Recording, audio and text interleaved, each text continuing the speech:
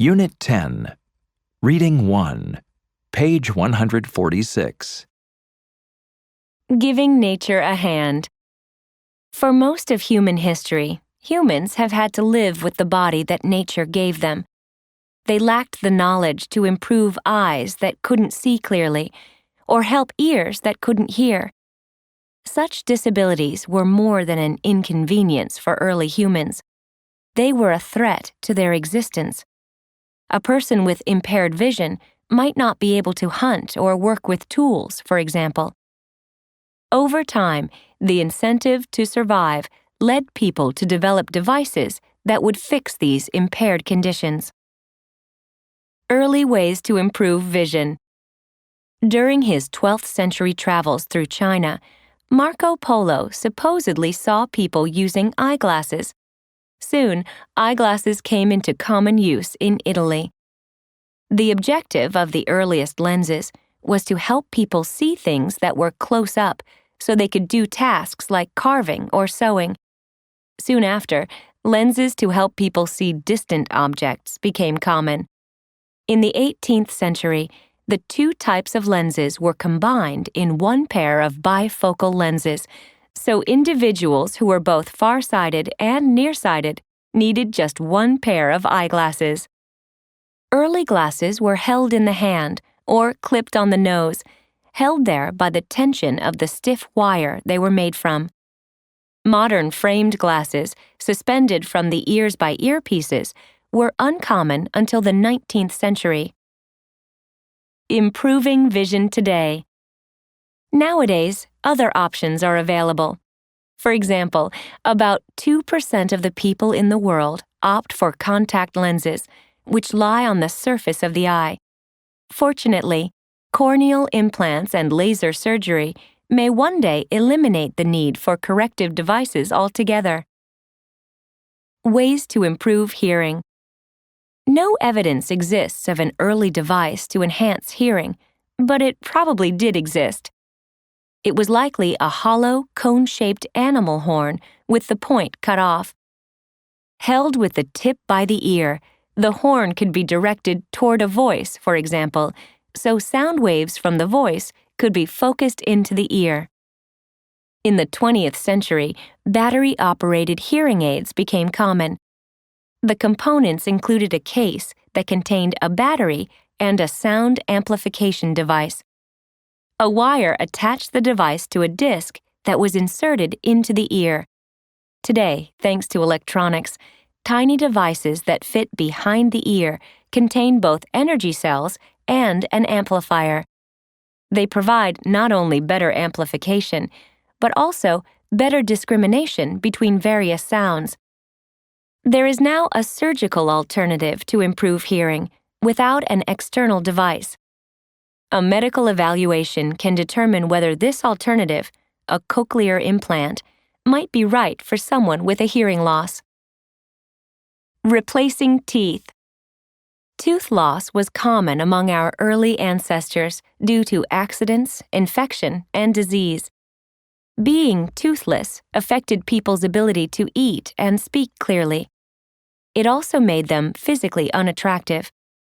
The earliest known false teeth, or dentures, date from the 15th century, when rich people were willing to spend a large sum of money for uncomfortable false teeth carved from ivory, animal teeth, or wood. When the process of making rubber was perfected in 1851, dentists immediately advocated its use as a base material for dentures. It was soft, so it would be comfortable. It could be molded to fit individual mouths, and it could securely hold artificial teeth. It was also cheap, making dentures affordable to everyone.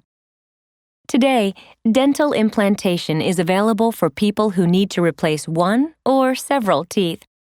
Fixed into the jawbone with a titanium screw, an implanted tooth becomes a permanent replacement rather than a removable dental device.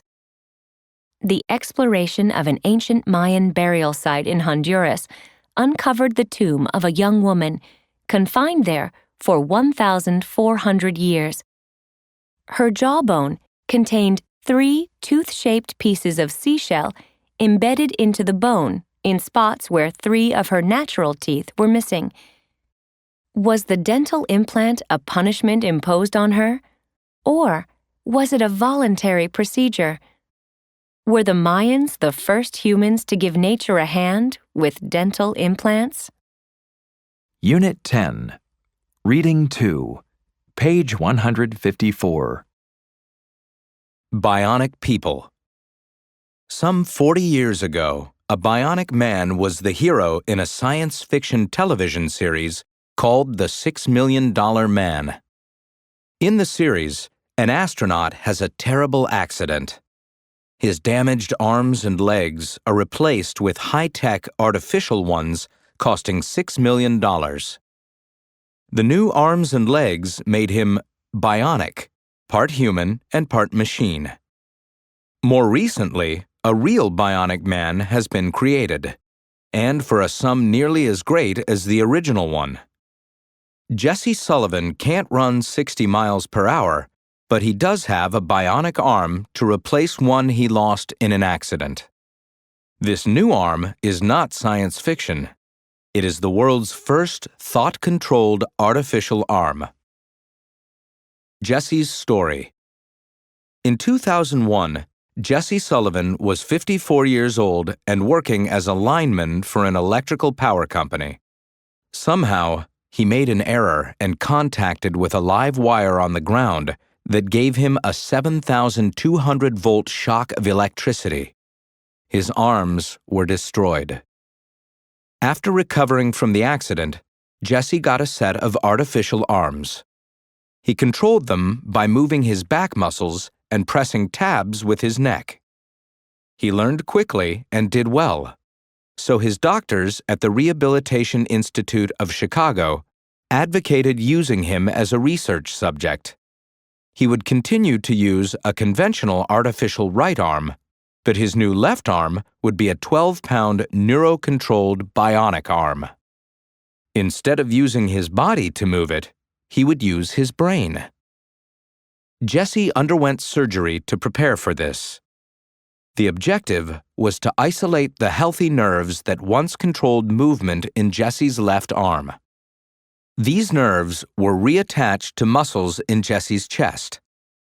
Eventually, the rerouted nerves would grow into the chest muscles.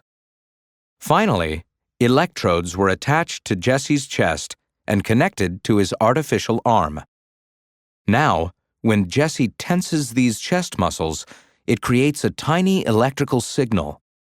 The signal activates a computer in the left arm that does what Jesse's brain tells it to do. The movement is as voluntary and as immediate as it would be in a real arm. The brain not only gives signals to the missing arm, it receives them as well. When a doctor touches Jesse's chest in various spots, it feels to Jesse as if the doctor is touching his thumb, for instance, even though his hand and arm are missing. Eventually, he will be able to feel what the bionic hand is touching and to discriminate between sensations of heat and cold. This bionic arm is suspended from a plastic framework that fits around Jesse's upper body. It has 6 motors and consists of parts from around the world. The hand was made in China, the wrist in Germany, and the shoulder in Scotland. The 6 motors move the bionic arm's shoulder, elbow, and hand as a unit. Jesse uses his arm to help him put on socks, shave, eat, and do other personal and household chores just by thinking about them. Claudia's story. In 2004, Claudia Mitchell became the second person to use a thought-controlled artificial arm.